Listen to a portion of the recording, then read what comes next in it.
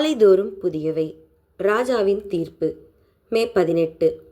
நமது கர்த்தராகிய இயேசு கிறிஸ்துவின் பிதாவாகிய தேவனும் இரக்கங்களின் பிதாவும் சகலவிதமான ஆறுதலின் தேவனுமாய் இருக்கிறவருக்கு ஸ்தோத்திரம்.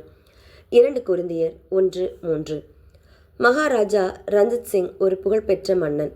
அவர் ஒரு நாள் தன் அரண்மனை தோட்டத்தில் அரண்மனை மன்றத்தினரோடும் பணியாளர்களுடனும் உலாவிக் கொண்டிருந்தார்.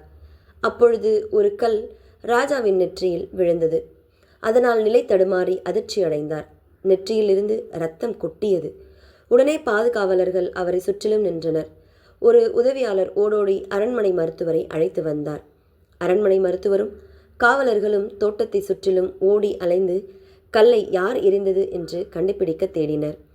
கடைசியில் ஒரு இளம்பெண் தோட்டத்தின் ஒரு புதரில் நடுநடுங்கி ஒளிந்து கொண்டிருப்பதை எல்லாரும் பார்த்து அப்பெண்ணை பிடித்து ராஜாவிடம் கொண்டு வந்தனர். அவள் ராஜாவின் பாதத்தில் விழுந்து கண்ணீர் மல்க, ராஜாவே, நான் எதையும் வேண்டுமென்று செய்யவில்லை. என் பிள்ளைகள் பட்டினியாயிருக்கிறார்கள். அவர்கள் பசியை போக்க சில மாங்காய்களை பறிக்கலாம் என்று மரத்தின் மேல் கல்லெறிந்தேன். அது தெரியாமல் உங்கள் தலையில் பட்டுவிட்டது. நான் வேண்டுமென்று செய்யவில்லை என்று அழுது மன்றாடினாள். இது தெரியாமல் நடந்துவிட்டது என்று புலம்பினாள். தன்னை மன்னிக்கும்படி மன்றாடினாள். ராஜா சற்று யோசித்து கோபப்படாமல் தன்னுடைய அமைச்சரை அழைத்து இப்பெண்ணுக்கு போதுமான பணம் கொடுத்து தன் பிள்ளைகளை எவ்வித குறையின்றி வளர்க்க வேண்டிய எல்லா உதவிகளையும் செய்து அனுப்புங்கள் என்றார். இவ்வாறாக சொல்லி சென்று விட்டார். எல்லோரும் ராஜா சொன்னதை கேட்டு ஆச்சரியப்பட்டார்கள். அரண்மனை ஆட்கள், உங்கள் மீது கல்லெறிந்து காயப்படுத்தின பெண்ணை எவ்வாறு தண்டிக்காமல் மன்னித்து இவ்வளவு பெரிய உதவியை செய்து அனுப்பி வைத்தீர்கள்? அவள் செய்த செயலுக்கு அவளை கொன்றிருக்க வேண்டாமா என்று ராஜாவிடம் கேட்டார்கள். மேலும் இவ்வளவு பெரிய மனதோடு அவளை மன்னித்து விட்டீர்களே என்றார்கள்.